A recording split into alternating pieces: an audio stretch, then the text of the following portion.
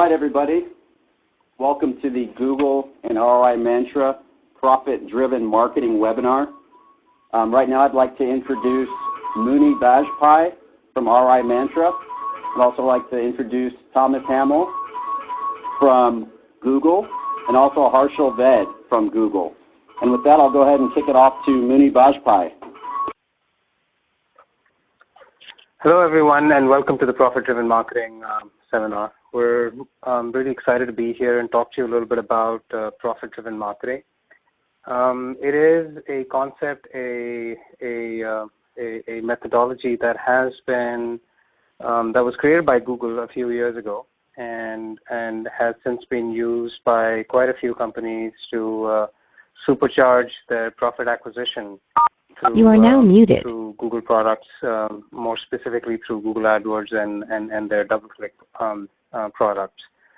The key message in this seminar that we'd like to deliver is about profit-driven marketing. What is it?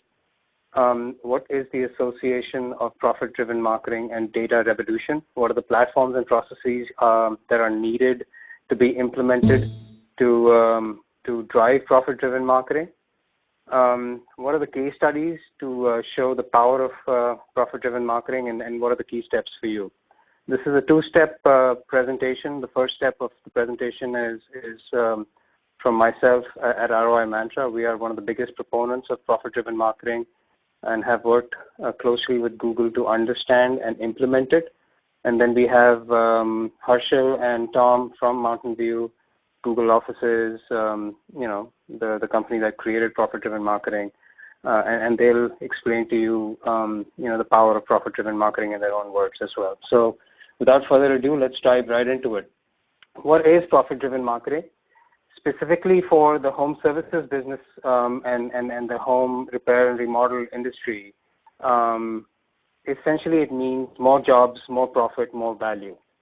The job of marketing is to drive profit. For way too long, we've sat on the sidelines and looked at marketing be treated as a cost function, where essentially, you pay a certain amount of dollars for rent, and you pay money for your electricity or your telephone services, and so you allocate budget for marketing as well.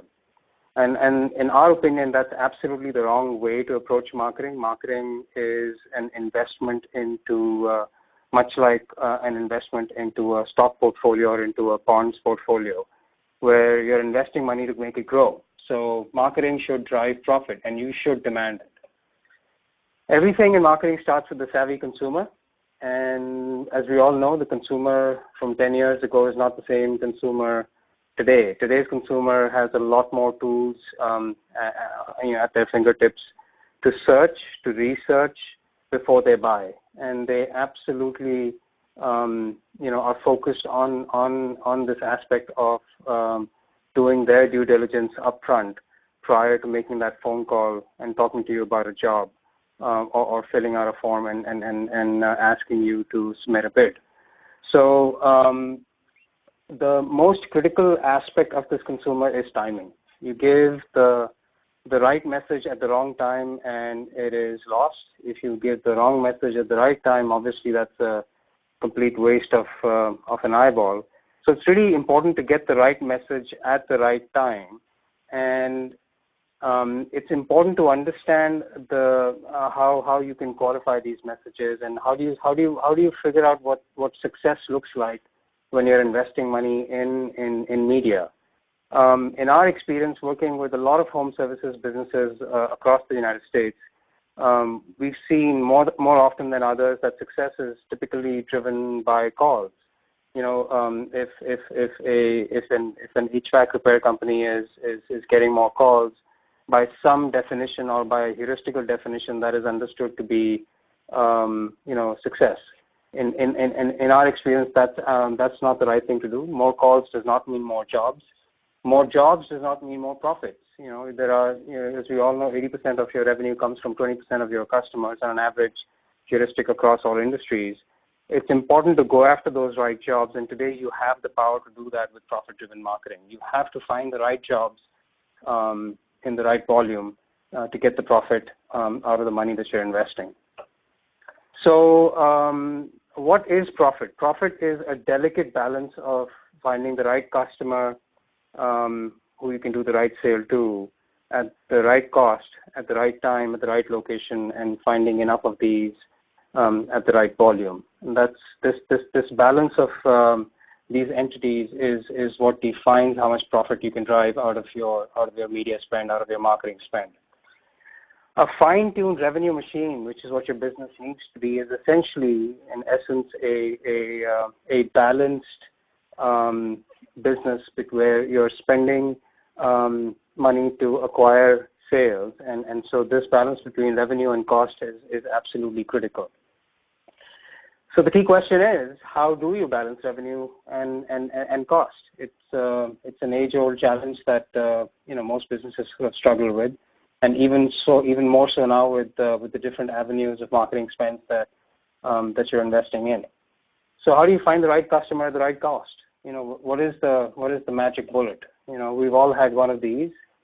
I, for one, have. I've tried many a times to predict what my customer is going to do, and it's an incredibly hard thing to do, and find that right crystal ball.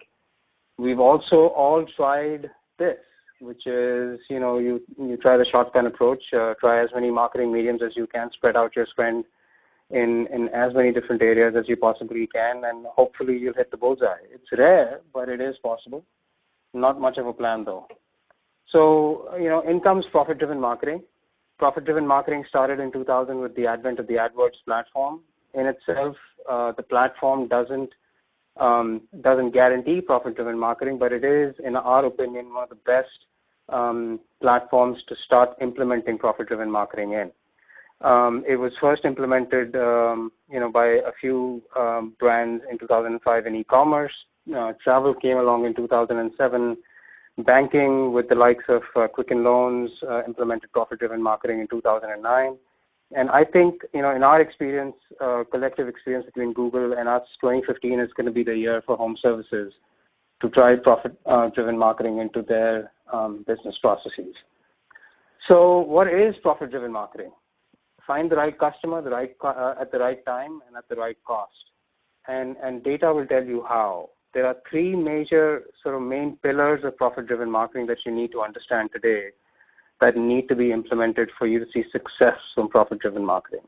And those three main pillars are measure, buy profit, and grow. So let's talk about measure. So you've got to measure beyond conversion. A phone call is not revenue, as I already said. A job is not profit.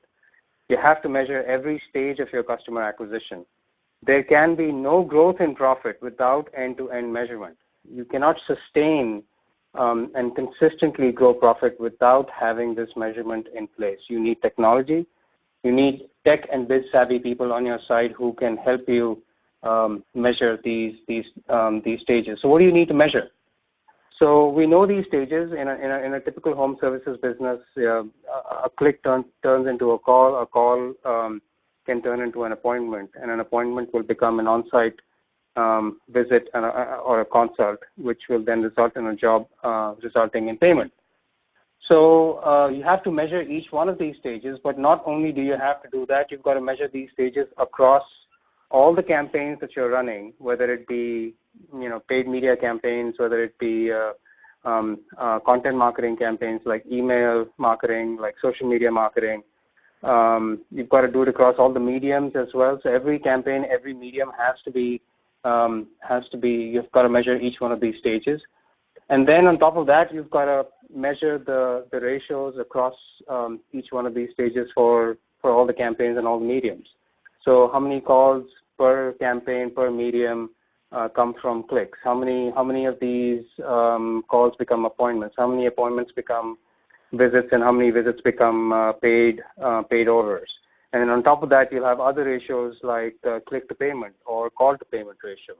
Each one of these ratios is absolutely critical because it takes you to the next level. Once you have this data in place, then you can move on to the next step, which is buy profit. Now, buy profit is a radical a radical concept. If you understand this concept and you can implement this concept, this is the cornerstone of profit-driven marketing. You buy profit when you acquire the right customers with profit as a goal. Where profit is driving the acquisition of customers, not the cost. Way too often we see customers focused on metrics like cost per customer, which by itself is irrelevant because it ignores volume, which is far more important. You've got to target media with profit and revenue. You've got to use a revenue platform. Now, how do you do that? The key here is discrimination. I know it's a difficult word to digest, but discrimination is absolutely critical because today most of the customers we reach are either buying media in the form by essentially buying clicks. So they're saying, a campaign that reduces cost per click and delivers 1,000 clicks at $1 CPC is a campaign objective. It needs to reduce the cost per click. Or they're buying calls. They're saying, we need to get to 100 phone calls for $1,000, essentially $10 a phone call. The next level of this buying is what you need to start considering is essentially a KPI which says, or a key performance indicator which is a campaign that delivers 30 booked orders for $1,000. Now this is important because now you're heading towards profit, and the ultimate goal is to discriminate your buying by paid orders. If you know that there are 20 paid orders that can be delivered from $1,000, then you know that you can invest another $1,000 to grow the 20 paid orders to 40, and so on and so forth. This kind of information or this decision making is not obvious in clicks because if you're buying 1,000 clicks, you don't know which one of those clicks is actually delivering the paid orders. And unless you can discriminate between the clicks, the calls, the booked orders, and the paid orders on a very granular level, you cannot buy media effectively. It's what drives profit when you become that focused on profit or revenue. The next pillar of profit-driven marketing, and the last one is growth. There are very few businesses that can afford to stay flat in this digital age. If you aren't growing, then someone else is. You have to capture demand wherever it is. The best case study here, or the best example of this, is the largest mortgage company in the United States, the company that issues more home loans than any other company in the U.S. is a company called Quicken Loans. Now, Quicken Loans started issuing mortgages back in 2005. They haven't been in the mortgage industry for more than 10 years. They've now taken a leadership position in the mortgage industry as compared to the bigger players like Bank of America and Wells Fargo that have been issuing mortgages for more than 100 plus years. And the reason they were able to do that was because they knew that they could not stay flat. They've been growing incessantly. They've been growing not because they have not just because they are greedy to grow. It's because they see the impact of not growing, which is increase in cost and reduction in profits. Your profits will start decreasing if you're flatlining in your growth. So you have to grow profit, you have to reinvest, you have to reduce costs by growing. That's another big advantage of growing is that your costs and effectively your profits start increasing and your costs start reducing as you grow in this market. Now, the biggest challenge that most of our customers or most people that I talk to face is how do you grow? I mean, there's no magic bullet. Not everyone has the ability to invest exponential money into media, on a fixed time scale.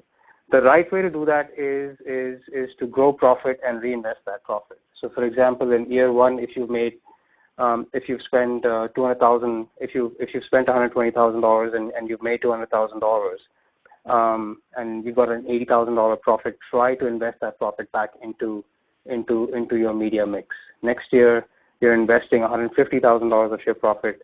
The year after that, you're investing $250,000, and so on and so forth. The profit is growing exponentially, as is the revenue. You can grow, in this example, for example, you've grown from $200,000 to roughly $1.1 million in 4 years, which is a tremendous growth. And we've shown this kind of growth in a case study very specific to the home services industry, and I'm going to show you exactly how. So the case study I'm about to show you is that of a national home repair company who in 2013 was spending all-in costs of about $8 million and driving revenues of about $10 million. This was in 2013 when we started working with them. And in 2015, they've grown to $48 million in revenue at a cost of $32 million. Their revenue has grown from $10 million to $50 million in less than 2 years. Their profit has increased by $14 million. Now, as I said, this is not an anomaly in profit-driven marketing because this is exactly the same playbook that was applied by Quicken Loans, growing at the speed that they have grown nationally in the home loan mortgage industry. Their approach was to apply all 3 pillars of profit-driven marketing, which in this case would be flexible bidding, which is bidding on profit, budget restrained by profitability, and then hyperlocal media management, which is growth. Their goals were to dominate the market and capture demand. Their goals were to increase profitability, and they've achieved that. So this is not just a theoretical exercise. This is an actual implemented set of processes and platforms, if done properly, will give you the advantage that you will see. Another reason why this is also happening is because 95% of the people that buy media currently don't implement profit-driven marketing. They still think of media as a cost function than a profit function. So if you're a part of that 5% that is thinking of media as a profit function or treating it like a profit function, then you become a part of the 5% that starts dominating the market. This is a side effect of profit-driven marketing. That's not what Google's intention was when they created the process. But it is a nice side effect to have, which is called market domination. Another case study is a company called Autobid Master and Salvage Bid. They've grown in 24 months from 70 cars a month to 7,000 cars a month. They sell more cars than eBay Motors does. In fact, they sell more cars online than any other company in the world. There's not a lot of people that buy cars online, but they dominate that market. And again, their goals were to find the right customer at the right time, gain market share by revenue acquisition. Approach was to focus on campaigns driving revenue volume, capture existing demand, the tenets of profit-driven marketing. Traffic increased by 5,000%, revenue increased by 2,000%. We're not talking about marginal increases of revenue like 5% or 10% or 20%. We're talking about orders of magnitude increases of revenue if profit-driven marketing is implemented properly. So what are the resources that you need? Number one, you need a revenue platform. You need CRMs, you need call tracking, you need billing, you need scheduling, reporting, anything that defines your sales process and can track it. And typically, a good revenue platform will be able to gather all the metrics out of that. Media platforms, automated revenue-driven media buying. AdWords is a great platform to automate your revenue media buying once you connect that to your revenue platform. You need a team of people who are growth hackers, who are tech, marketing, mathematics, and business savvy. They cannot just be technologists. They cannot just be marketing creative guys. They cannot just be mathematical statisticians or business guys. They have to be a combination of all 4. Why? Because they're the ones that are going to be taking the information coming out of the revenue platform, putting it into the media platform, and tweaking the platforms to the optimal buying for the right kind of profit.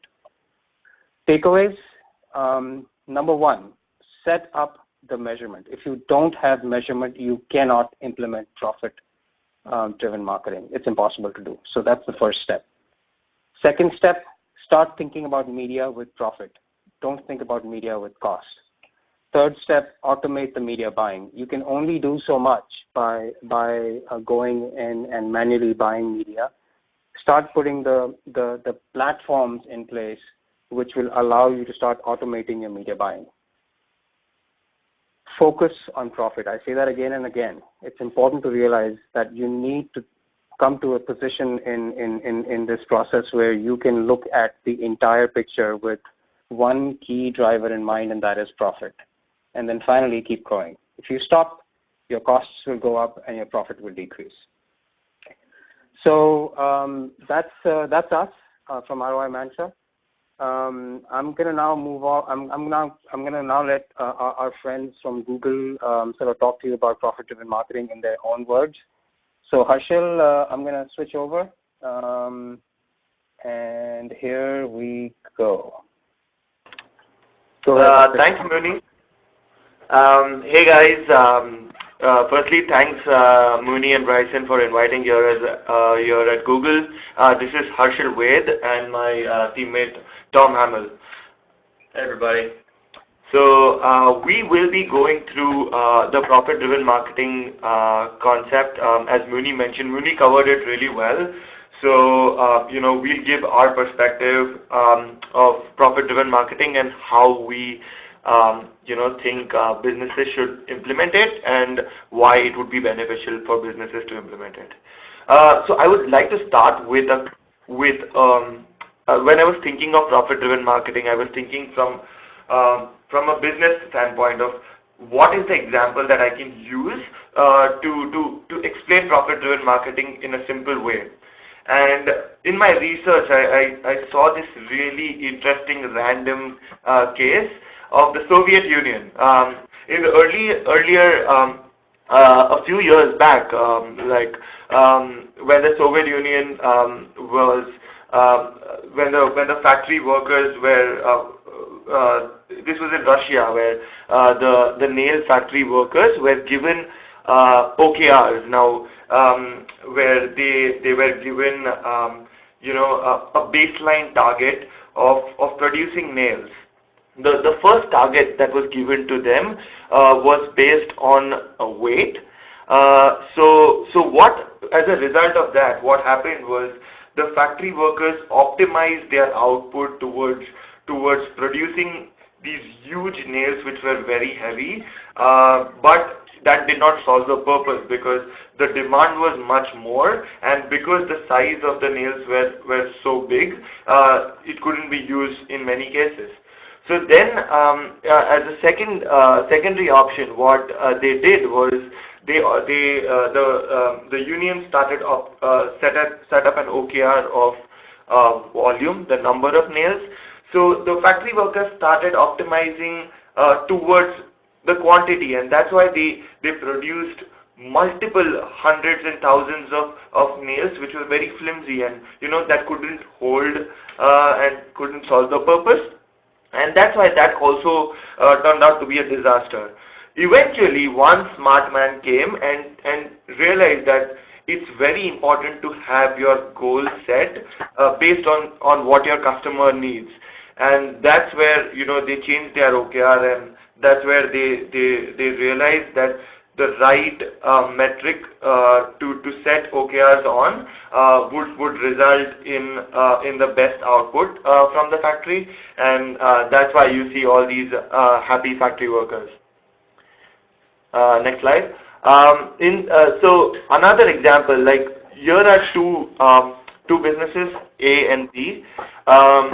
If you see, like A is doing well both in terms of cost per acquisition, that is the cost that it has to pay to acquire a new client, and the return on investment, whereas its return on investment is 20:1, whereas for B it's just 10:1. So do we think that A is doing well than B? Let's see. Next slide.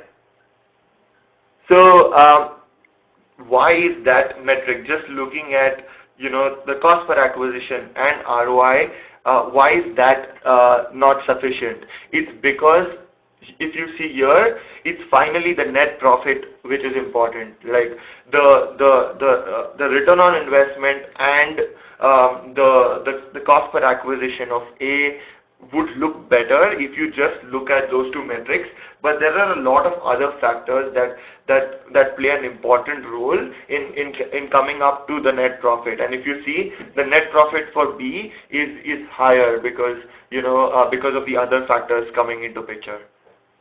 Next slide. This is these are the different things that you can measure, right? You can measure clicks to your website. You can measure conversions that happen through your website. You can measure the top line revenue. But, we always recommend the core metric that a business should measure when they're doing AdWords is profit. Yes, you can have the rest like clicks and conversions as your secondary metrics because those are good drivers, but your primary metric needs to be profit always. Next. So Google coined this phenomenon, profit-driven marketing. Since then, a lot of businesses have adopted it. Basically, profit-driven marketing is divided into three buckets. One is recognized value, second is target outcome, and third is capture demand. We'll go through each one by one. Next. So recognized value. Now, recognized value is basically understanding the complete value of your investment into digital advertising. Now, for recognizing value, you need to understand three things. One is part to purchase, second is offline sales, and third is customer lifetime value. Let's look at each one by one. Next. So this is basically, the customer's journey has become really complex. Like a person might research through his phone, research more through his tablet, and finally end up converting through his laptop or his computer. So, we are no more in an era where we are just using one device. We are using multiple devices to make our purchases. And that's where, it's really really important to attribute, the customer's journey when we are measuring our online advertising efforts. So, what is your total conversion? Your total conversion is basically one, the conversion that happened on your website. Second, cross-device conversion, that we were talking about. And these numbers are actually available in your AdWords interface. We have a 95% accuracy when we report those numbers. So it's super, we are super confident about it, and that's where we report it. It's also important to measure other types of conversion like store visits, phone calls, because all these are different actions that might end up leading to a purchase, and it's really important that we attribute all these measurement types to come to the final conversion value. Next slide. So if you see, offline sales was the second part. So Google did a study like a couple of years back where they took I guess around 12 retail advertisers, which were some were big retail advertisers, some were medium scale retail advertisers, some were small retail advertisers. And what they did was all these retail stores had multiple stores across the nation. So Google ran a test with these advertisers of increasing budgets in a few locations, in a few specific locations, just to measure if spending more money on online advertising can result in more sales in those stores as compared to the rest. And we actually saw an active trend where in most cases the offline sales attributed where the online spend increased. So it was not only that people were purchasing online, but they were also visiting the store and making the purchase more. And lastly, next slide, Muni. And lastly, customer lifetime value. We shouldn't, this is perhaps one of the most important concepts to keep into mind. Starbucks, a cup of coffee just costs $1.75. But that's if we consider one purchase. So if for your business, if you are considering one purchase that a new customer makes, you are only able to spend up to $1.75. But if you consider the lifetime value, in the case of Starbucks, a lifetime value is $14,000, you have much more room to acquire a new customer and much more room to attribute profits through that customer. So that's how one new customer is. Of course, this depends from industry to industry, but if you think that for your industry, one customer would make repeat purchases or would refer you if they see your service and quality really well, then it's really important to attribute the customer lifetime value to it. So lastly, next slide. This is an example of one business. So they started they've been advertising with us for a long time now, but they started recognizing value after the profit-driven marketing narrative was published. They worked with their Google team to actually understand the profit-driven marketing and implement it. And just by recognizing value to their investment, where they recognized these different conversion times, they bought into picture the customer lifetime value, they bought into picture the offline sales. If you see, just by doing this, the number of sales that they recognized they were getting was 30, whereas initially if they were just looking at a single picture, they were getting 10 sales. And that is why their final net profit that they realized that they were getting through online advertising was $2,100, and whereas earlier they were just doing $1,250. So this gave them more room to do online advertising. The next two parts, I'll let Tom cover it. Thank you. Hey everybody.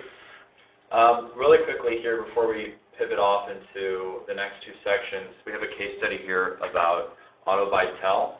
They implemented this same sort of strategy, and with a pretty complicated business model, we're still able to connect the dots with end-to-end measurement, like Muni was mentioning earlier, which is, in a lot of ways, that measurement piece is tied completely to what Harshil had just covered. It's covering all of the different ways that consumers are actually interacting with your business, signing up orders, and going through the purchasing process. If you're able to get that full end-to-end measurement, you have the opportunity to measure the lifetime value of each customer, and as long as the cost of your advertising is lower than the actual lifetime value of one customer, you're going to be generating a profit. And the bigger the gap that you can create there, the better. So Bajpai, they implement the profit-driven marketer, and what they figured out is once they're able to find more signals that there's going to be purchase intent from customers, they're willing and able to put ads in front of them at the right time and increase their bidding because they know that they get more value per customer than they thought they had before, and that increase in bidding makes them more visible. More visibility means more volume. So while they were sacrificing cost per unit in some case, they were increasing their net volume, which increased net profits. The result in this case was 60% more revenue, 59% more profit. It's a pretty good example about this first aspect of profit-driven marketing. Muni, can you switch to the next slide? Great. So this next part is about targeting outcomes. It touches into a little bit what I was mentioning a minute ago, but let's get into the specifics. Again, next slide, Muni. Great. So for all you guys that are listening today, I don't know if all of you are already using Google AdWords, but I'm sure that you've all seen what this looks like. If you're searching for something online, you're going to see your organic search results. You're going to have paid advertisement on the top above those organic search results, and you're going to have more paid advertisement along the right-hand side of the screen and a longer list. Now, the cost per click model that we have in AdWords is an auction system. You choose how much you're willing to bid for a click, and that would determine the cost of each click. So in this case, advertisers that are shooting for positions 4, 5, and 6, you see on the right-hand side in red. They're paying about $80 for a cost per conversion in that positioning relative to the other competitors in the same space, because they're unwilling to sacrifice unit volume in terms of how much they're able to capture for profit for one sale. They're staying in position 4, 5, and 6, when in reality, the first 3 ads that you see in Google AdWords are oftentimes the vast majority of clicks. And even though each click is going to cost a little bit more, the volume that moves through that space creates a trade-off between volume and efficiency that will end up generating more net profit at the end of the day. Muni, can you go to the next slide? Here's a great example of how this works. So most advertisers that we see, as Muni was mentioning earlier, a vast majority of advertisers do not implement the profit-driven marketing approach. In this graph, you see the cost per acquisition for online marketing at different ranges and what sort of net profit you can create at those different ranges. So most people stick between the 0 to 30 to 30 to 60 range in this kind of example. They don't realize the full value of their customers, how many of their customers are actually putting in paid orders. So they set very low cost per acquisition barriers for themselves, when really, if they were able to fully recognize what's happening and increase their bidding to be more aggressive and more present, they can actually, at the sacrifice of unit volume, generate more profit. Now, there is a sweet spot to this. Obviously, it doesn't go forever if you keep bidding up. There's a point of diminishing returns. And while you're doing profit-driven marketing, the best way to manage this whole process is to keep raising it until you find that point of maximum profitability. And then once you pass that point, you'll know, because the data will tell you as soon as you're starting to generate less profit from your bidding.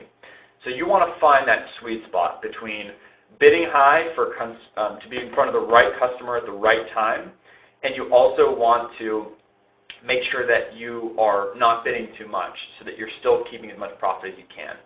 Go ahead and go to the next slide. So here's the same example that we had earlier that Harshil was mentioning. These guys started off with an $8 CPC bid. They increased it through increased measurement. They were able to realize that they didn't have 16 conversions. They actually had 30 total sales that were coming in there. And at keeping it a cost per sale, they were able to increase the bid from $6 to $8 in that last example, which drove more volume and more profit, $2,100. In this case, by increasing their cost per sale with a higher CPC bid, cost per click bid of $9, they're actually able to generate more total sales because they're able to get in that space on the top of search results with more volume. What that results in is more total profits at the end of the day, as you can see. Go ahead and go to the next slide. AdHarmonics used this exact strategy to grow profits by 170% annually with this approach. Their whole idea is just reiterating this point that they can sacrifice unit margin if you can make up for it for profits. The majority of people who are advertising online, whenever they see sacrifices in unit margin, they think of loss, and they get so loss averse that they stay in this position of mediocrity and ultimately plateauing in the amount of growth that they're able to achieve. Because they don't figure out how to measure the full equation, they don't understand that sacrificing unit margin can result in this sweet spot between volume and efficiency where they're generating more profit at the end of the day. Next slide. So this last part is a really interesting shift in mindset that we've seen for people who've adopted the profit-driven marketing versus those folks who are still thinking along the mainstream around capturing demand. Next slide. So a really interesting mindset that media has created since online advertising has been around, the mindset that people came into online advertising with was a fixed budget mindset. The fixed budget mindset refers to people who set a media buying budget for a year. They say like, oh, we want to spend $80,000 on media for the entire year. No more. We can't set it at that cap. Now, that mindset is very, very limiting. As soon as you figure out what sort of full measurement that you have and you're using digital media platforms that can give you the feedback through data that you need to know, if you can figure out the profitability of your online marketing, a fixed budget mindset is going to hold you back. The reason being, consumers are going to be searching when they're searching, right? If they're not searching, you need to have a budget that accommodates for all the possible demand that's there. If you're converting those users who are searching for your services into profitable sales, it doesn't matter how many of them are coming through the door, you need to always be there. Because if you're not, that business is going to one of the other competitors in your space. Now, this only works if you know that your marketing activity is profitable. And again, that comes right back to end-to-end measurement. If you don't have that, this doesn't work. But as soon as you know that you can convert people profitably into your business and generate more net profit with your existing setup, you want to uncap your budget to capture all of the possible demand that you have, reinvesting your profit back into your online marketing activities so that you can make sure that you're not missing the demand that's available for you online and is highly intent-driven, ready to purchase. Next slide. So I think, Tom, the other thing to add here is also in the defense of the industry, the whole concept of budget-driven media is it's the old guard. You know, when you were buying TV, when you were buying radio, there was a huge amount of risk that was being taken without any evidence to the success thereof. So, hence the maximum risk budget was allocated and effectively became the spend. So, but that mindset has to change now because you get real time, almost real time, especially in the home services industry where the sales cycle is less than, in some cases, is less than a few minutes. You've got to completely abandon that thought process to win in this market. 100%.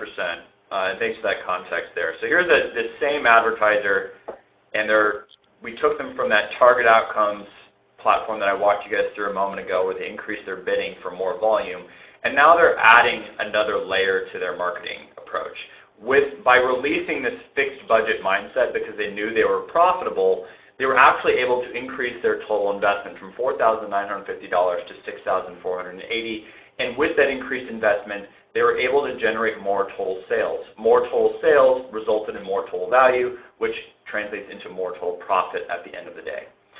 So in the three major steps that we've covered, this example of this advertiser, it pertains to pretty much anybody that can effectively implement these three major stages, right? It starts with not understanding the full value of the customers that you can reach with your digital marketing, and then discovering where they're coming from, how much value is really there so that you can be more competitive with your bidding.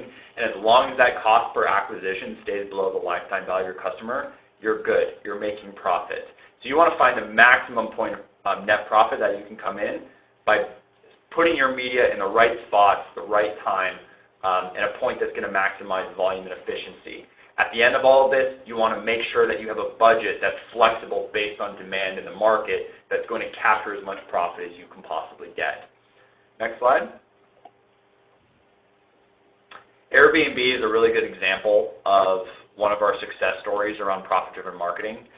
Airbnb has grown really, really fast for a lot of reasons, but one of them was that they were completely, because they come from this, this new age of technology, and they come from this environment where everything's measured. They come from this new mindset, and they approach it from the very beginning with this idea that they will spend as much money as they possibly can on paid media online, as long as it can make a certain profit, right? So this is like, as Muni was mentioning, this is a completely contrarian view to the majority of the way people think about media and advertising, and this is one of the reasons why they're able to explode with such awesome growth.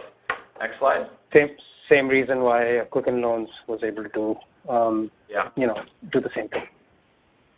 Yeah. So in a nutshell, we've got a picture of a bonsai tree and a picture of some redwood trees here. The traditional mindset that media has created for many business owners that are stuck in this plateau stage in the digital age, they're sort of limiting themselves to this small pot where they can't really grow past the size of a bonsai tree. And in this market, if you can take full advantage of data, you can apply a profit-driven marketing approach to what you're doing, the amount of growth that you can see is it can be exponential. As Muni was mentioning, a really, really great example of one of people they've worked with. It's crazy growth, and it's growth that you don't see for a lot of different other businesses out there, simply because they have not connected the dots. This idea of implementing the profit-driven marketing for home services, especially, as Muni mentioned, it's something that has yet to fully explode. And if you are the kind of person that wants to try out a new approach, now is the time to do it, because this market has not been taken over yet by this approach, and there's plenty of opportunity there that's worth exploring. So the next slide here really quickly, a lot of our case studies around profit-driven marketing you can find on thinkwithgoogle.com. A lot of the ones that were mentioned here. Lastly, this is a breakdown of a profit formula, right? And you have to figure out what your profit formula is going to look like, and it's going to depend on your business. But the key thing here is to work with people who can plug in all the dots and figure out, what sort of gross margin do you actually have? How do we make sure to integrate paid orders and know whether the cost of this media is actually resulting in those paid orders? You can't piece all these different inputs into your formula, then you can't know the total profit at the end of the day. If you can't know the total profit, you can't do profit-driven marketing. So make sure that you really think about all of the inputs you would need to know to measure total profit, and once you assign that task to a very capable group of people that understand the growth hacking mindset and piece together math with business savvy, with marketing, and all of that, then you're going to be able to take full advantage of this. So again, just nailing down the lifetime value of your customer is the thing we see people fail on the most, and that goes back to measurement. It's the first major step in this process, and it's the most important to get started on.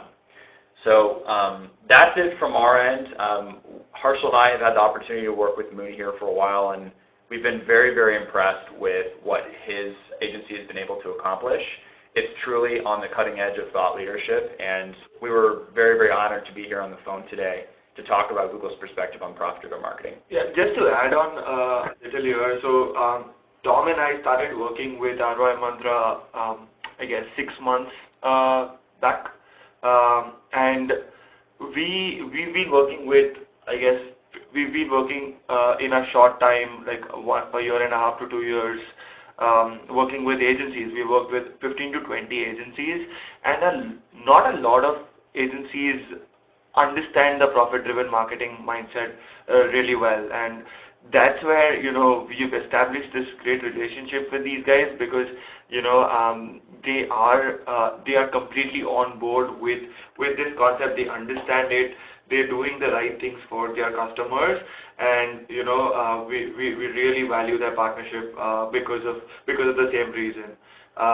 So definitely wanted to throw that up to these guys. They are doing a great job there.